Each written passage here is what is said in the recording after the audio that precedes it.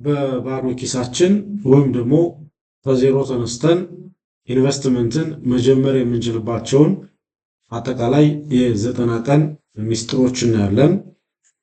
አክቹሊ እንደዚህ አይነት ነገር ምናልባት ብዙዎቻችን ላይ ብዙ ጥያቄ ሊያስነሳ ይችላል። ለምሳሌ ባዶ ኪስ ይዞ ኢንቨስትመንት መጀመር ይቻላል ወይ፣ የሚቻልበት መንገድ አለ ወይ የሚል ጥያቄ ይነሳል። ያ ማለት አይቻልም ብሎ ከማመናችን የተነሳ ሪሊ በ90 ቀን ውስጥ ምናልባትም በባዶ ኪሳችን ከዜሮ ካፒታል ተነስተን ኢንቨስትመንት ውስጥ መግባት የምንችልበት እድል ይኖራል ወይ ብለን ግርምትን የሚፈጥር ጥያቄ ልናነሳ እንችላለን። ያ ማለት ሪሊ በባዶ ኪስ ኢንቨስትመንት መጀመር ይቻላል ወይ ብለን እንጠይቃለን። ነገር ግን ከ90% በላይ የሚሆኑ ሰዎች ምናልባትም የማያውቋቸው ያ ማለት በባዶ ኪሳቸው ከ90 ቀን ጀምሮ ኢንቨስትመንት መጀመር የሚችሉባቸውን እድሎች አሉ። ሰው እነሱን ዛሬ እናያለን። እዚህ ላይ በደንብ መረዳት ያለብን እንደው ከመጀመሪያውም ሲጀመር በባዶ ኪስ ኢንቨስትመንት መጀመር ይቻላል ብለን ስናስብና መጀመር አይቻልም ብለን ስናስብ የሚፈጥርብንን ሁኔታ ማየት ነው። ሳይኮሎጂካሊ በባዶ ኪስ ኢንቨስትመንት መጀመር አይቻልም ብለን ካሰብን እድሎችን መሞከር አንችልም። አይምሯችን የተቆለፈ ይሆናል።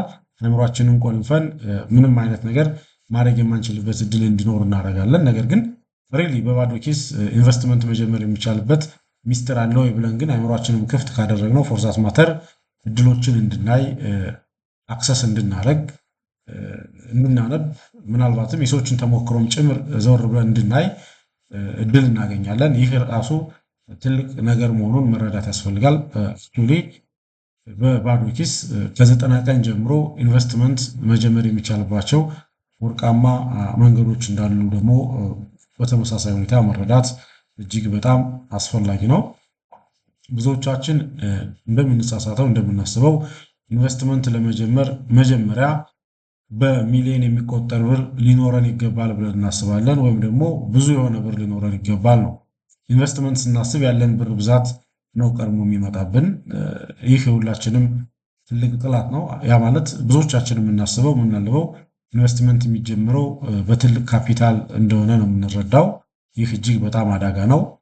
እሱን በደንብ ማስወገድ ያስፈልጋል። ከዛ በተቃራኒው ግን የዓለማችን ትልልቅ የሚባሉ ባለሀብቶች ታሪክ የሚያሳየው የኢንቨስትመንት ስኬት የሚያሳየው ኢንቨስትመንትን የጀመሩት በኪሳቸው ባለ ብር ሳይሆን አእምሯቸው ላይ ባለ ሀሳብ መሆኑን መረዳት ያስፈልጋል። ብዙዎቹ ትልልቅ የዓለማችን ቁጥር 1 የሚባሉት ባለሀብቶች በዋናነት ይዘውት ከተነሱት ካፒታል በላይ አእምሯቸው ላይ ያለ ትልቅ ሀብት ወይም ደግሞ ትልቅ የሆነ ጉዳይ ለስኬት እንዳበቃቸው መረዳት ያስፈልጋል። በእኛም ሀገር ኮንቴክስት ብዙ የሀገራችን ትልልቅ ደረጃ ላይ የደረሱ ትልልቅ ባለሀብቶች የተነሱበትን መንገድ ሲናገሩ አይዶን እንግዲህ ብዙዎቻችን ስንሰማ ግርምትንም የሚፈጥር አንዳንዶቹ ሊስትሮ የነበሩበት ሁኔታ እንደነበር፣ አንዳንዶቹ ምናልባትም 3-4 ሺህ ብር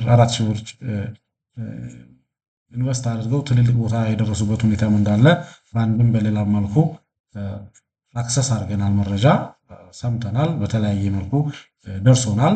ያ ማለት በኢንቨስትመንት ስኬታማ ለመሆን የግድ ኪሳችን ውስጥ ያለው ብር ሚሊዮን መሆን አይጠበቅበትም፣ ወይም ደግሞ ብዙ መሆን አይጠበቅበትም። ከዛ ባለፈ ምናልባትም በባዶ ኪሳችንም ጭምር እኛ ብሎሽ ከሆንና ኢንቨስት ለማድረግ ዝግጁ ከሆን በ90 ቀን ውስጥ ኢንቨስትመንት ውስጥ መግባት የምንችልባቸው ወርቃማ አማራጮች እድሎች ያሉ መሆኑን መረዳት የግድ ያስፈልጋል። እሱን መረዳት ነው። ይሁን እንጂ ብዙዎቻችን ባዶ ኪሴን ይዤ አሁንም እንዳልኳችሁ ምን ኢንቨስት አደርጋለሁ ብለን በማሰብ ብቻ አእምሯችን የተቆለፈ እንዲሆን እናደርገዋለን።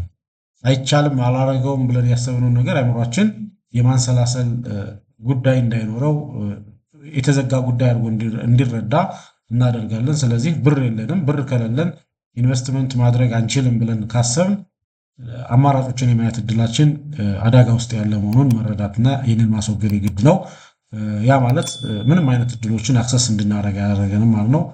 ስለሆነም ዛሬ መፍትሄ ሊሆናችሁ የሚችለውን የ90 ቀን ሚስጥር ከዜሮ ተነስታችሁ በባዶ እጃችሁ ምናልባትም ከ90 ቀን በኋላ ኢንቨስት ማድረግ የሚችሉበትን እድል አንድ ባንድ እናያለን። እስከ ቪዲዮ ፍጻሜ ድረስ አብራችሁን ቆዩ። ይህ ብርሃን ፋይናንስ ነው። በብርሃን ፋይናንስ የተለያዩ የፋይናንስ ኢንቨስትመንትና የካፒታል ማርኬት ጉዳዮችን እያነሳን እናያለን። ስለሆነም ለቻናሉ አዲስ ከሆናችሁ ቻናሉን ሳብስክራይብ በማድረግ የቻናሉ ቤተሰብ እንድትሆኑ በአክብሮት ጋብዛለሁ።